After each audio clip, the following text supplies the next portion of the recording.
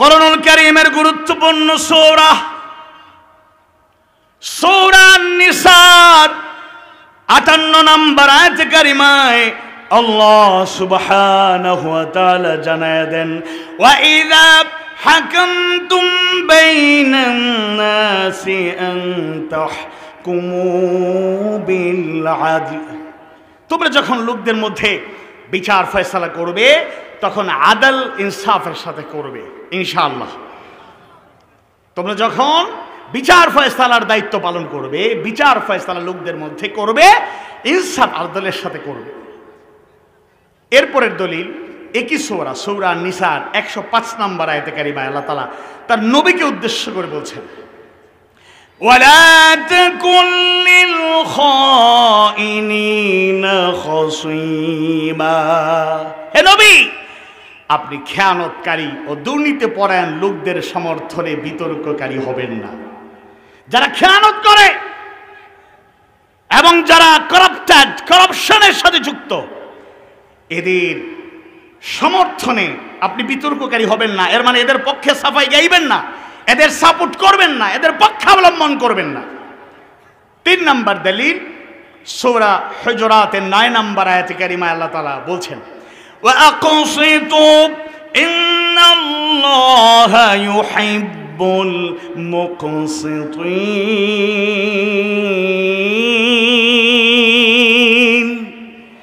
তোমরা ইনসাফ করো, আল্লাহ ইনসাফকারী লোকদেরকে পছন্দ করেন। সুবহানাল্লাহ। তাহলে সূরা নিসার 58 নম্বর আয়াত কারিমা থেকে আমরা শিখলাম, জানলাম, আল্লাহ তাআলা বলছেন তোমরা যখন লোকদের মধ্যে বিচার ফয়সালা করবে তখন আদল ইনসাফের সাথে করবে, জাস্টিস করবে, ইনজাস্টিস করবে না।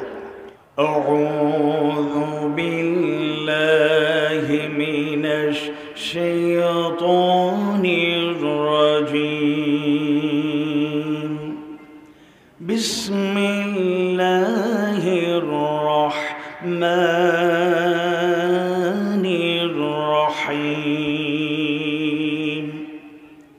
ولا تستوي الحسنة ولا السيئة ادفع بالتي هي أحسن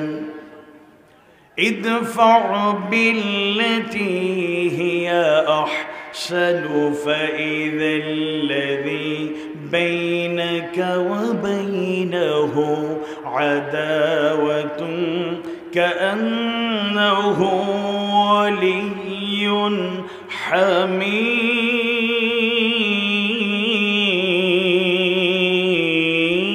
حميم. وقال تعالى إن الله وملائكته يصلون على النبي يا أيها الذين آمنوا صلوا عليه وسلموا تسليما. اللهم صل على محمد وعلى آل محمد كما صليت على إبراهيم وعلى آل إبراهيم إنك حميد مجيد. اللهم بارك على محمد وعلى آل محمد كما باركت على إبراهيم وعلى آل إبراهيم إنك حميد مجيد. আমি আপনাদের সামনে কোরআনুল কারীমের 41তম সূরা, অর্থবহ তাৎপর্যমণ্ডিত শিক্ষণীয় একটি সূরা, সূরা হামিমাস সিজদার 34 নম্বর আয়াতে কারিমার আলোকে কোরআন হাদিস সুন্নাহকে সামনে রেখে সেই দলিল ভিত্তিক মুফাসসির ইসলামিক স্কলারদের মন্তব্য অভিমতকে প্রাধান্য দিয়ে বর্তমান প্রেক্ষাপটকে সামনে রেখে বাস্তবতার নিরিখে কিছু কথা তুলে ধরার চেষ্টা করব। ওয়ামা তৌফিকি ইল্লা বিল্লাহ। আউযু বিল্লাহি মিনাশ শাইতানির রাজীম। বিসমিল্লাহির রাহমানির রহিম। ولا تستوي الحسنة ولا السيئة ادفع بالتي هي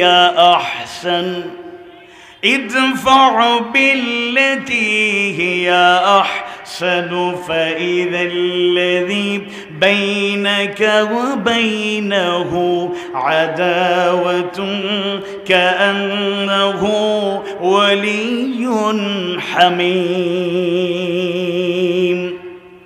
41তম সূরা কোরআনুল কারীমের অর্থবহ তাৎপর্যমণ্ডিত সূরা সূরা হামিম সিজদার 34 নম্বর আয়াতে কারিমায় আল্লাহ সুবহানাহু ওয়া তাআলা জানায় দেন, ওয়ালা তাস্তাউইল হাসানাতু ওয়ালা সাইয়্যিআ, আর ভালো ও মন্দ সমান হতে পারে না। ভালো আর মন্দ কি সমান হতে পারে? ভালো এবং মন্দ সমান হতে পারে না। এরপরের দ্বিতীয়ত আল্লাহ তাআলা জানায় দেন, ইদফা বিল্লাতি হিয়া আহসান, মন্দকে প্রতিহত করো তা দ্বারা যা উৎকৃষ্টতর। মন্দকে দূর করো উত্তম দ্বারা, মন্দকে প্রতিহত করো ভালো দ্বারা, মন্দকে দূর করো উত্তম পন্থা দ্বারা। সুবহানাল্লাহ। মন্দের জবাব দাও ভালো দিয়ে, মন্দকে প্রতিহত করো ভালো দিয়ে, মন্দ দিয়ে নয়। 3 নম্বরে এই কাজটি করলে কি হবে আল্লাহ তাআলা জানায় দেন, فَإِذَا الَّذِي بَيْنَكَ وَبَيْنَهُ عَدَاوَةٌ كَأَنَّهُ وَلِيٌّ حَمِيمٌ।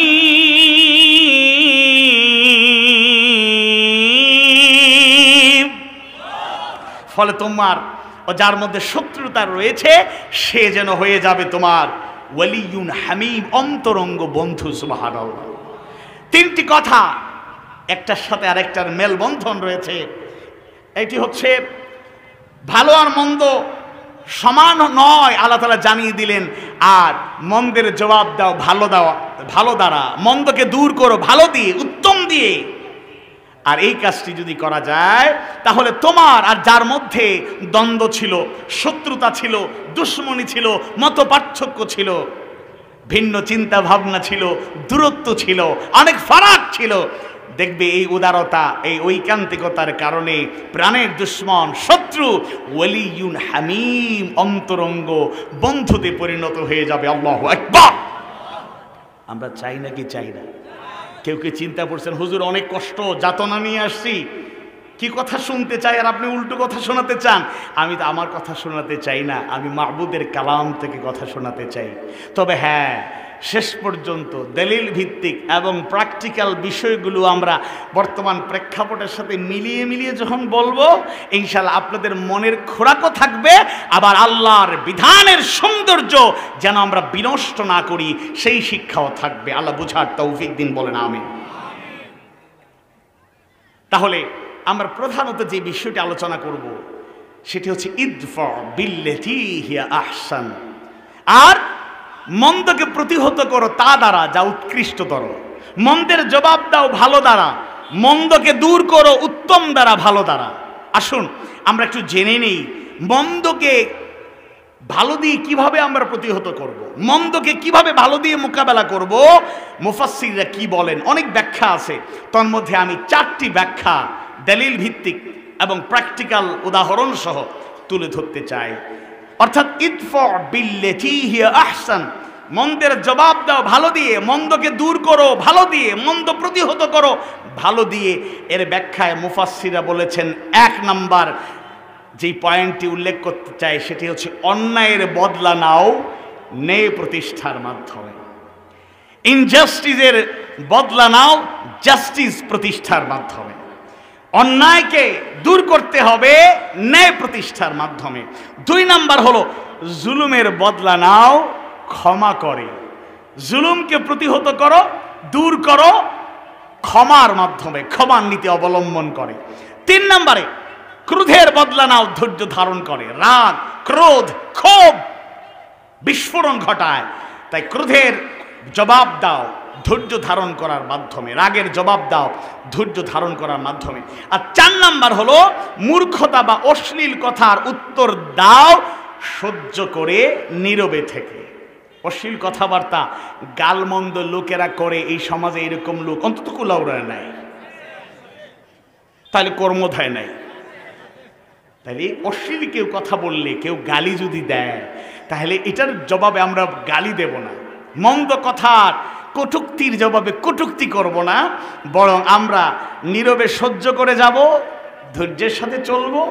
এরপরও দলিল ভিত্তিক কিভাবে কথা বললে কিভাবে কথা বলা যায় সেটা আমরা তুলে ধরবো। তাহলে 1 নাম্বার পয়েন্ট হলো অন্যায়ের বদলা নাও ন্যায় প্রতিষ্ঠা করে।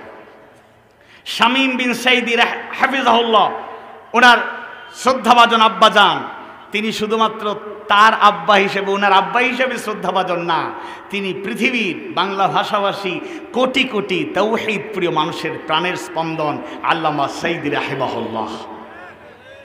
তো তারা অনেক বক্তব্য রাখেন, আপনারা খেয়াল করবেন। অনেকেই মজলুমদের পরিবারের সদস্যরা বক্তব্য রাখলে গিয়ে বলেন যে আমরা প্রতিটা খুনের বদলা নিতে চাই, তবে বদলা নেব আমরা আল্লাহর এই জমিনে তার দিন প্রতিষ্ঠার মাধ্যমে। আর কথা বলতে পারে যে খুনের বদলা দিন প্রতিষ্ঠার মাধ্যমে নিলে ফায়দা কি? আসল কথা হলো দিন প্রতিষ্ঠিত হয়ে গেলে জাস্টিস প্রতিষ্ঠিত হয়ে যাবে, তখন কুতিবা আলাইকুমুল কিতাল, কুতিবা আলাইকুমুল কিসাস, ফয়সালা কার্যকর হয়ে যাবে। তখন খুনের বদলা তাকেও খুন করার মাধ্যমে, হাত কাটার পরিবর্তনে তার হাত কাটার মাধ্যমে, চোখ উপড়ে ফেলার বিনিময়ে তার চোখ উপড়ে ফেলার মাধ্যমে সমতির জবাব ও ইসলাম প্রতিষ্ঠা হয়ে গেলে ইসলামী সমাজে সেটা কার্যকর হয়ে যাবে। তবে জুলুম করা হবে না, ইনজাস্টিস করা হবে না, জাস্টিস প্রতিষ্ঠা করা হবে। আসুন আগে দলিলটা বলি, এরপরে প্র্যাকটিক্যাল আলোচনা করব। কোরআনুল কারীমের গুরুত্বপূর্ণ সূরা, সূরা নিসার 58 নম্বর আয়াতে কারিমায় আল্লাহ সুবহানাহু ওয়া তাআলা জানায় দেন, ওয়া ইযা হাকামতুম বাইনান নাসি আন তাহকুমু বিল আদল, তোমরা যখন লোকদের মধ্যে বিচার ফয়সালা করবে তখন আদল ইনসাফের সাথে করবে ইনশাআল্লাহ। তোমরা যখন বিচার ফয়সালার দায়িত্ব পালন করবে, বিচার ফয়সালা লোকদের মধ্যে করবে, ইনসাফ আদলের সাথে করবে। এরপরের দলিল একই সূরা, সূরা নিসার 105 নম্বর আয়াতে কারিমায় আল্লাহ তাআলা তার নবীকে উদ্দেশ্য করে বলছেন, ওয়ালা তাকুন লিল খাইনিনা খাসীমা, হে নবী আপনি খেয়ানতকারী ও দুর্নীতিপরায়ণ লোকদের সমর্থনে বিতর্ককারী হবেন না। যারা খেয়ানত করে এবং যারা করাপশনের সাথে যুক্ত, এদের সমর্থনে আপনি বিতর্ককারী হবেন না। এর মানে এদের পক্ষে সাফাই গাইবেন না, এদের সাপোর্ট করবেন না, এদের পক্ষে অবলম্বন করবেন না। 3 নম্বর দলিল সূরা হুজুরাতের 9 নম্বর আয়াতে কারিমায় আল্লাহ তাআলা বলছেন, ওয়া আকসিতু ইন্নাল্লাহা ইউহিব্বুল মুকসিতিন,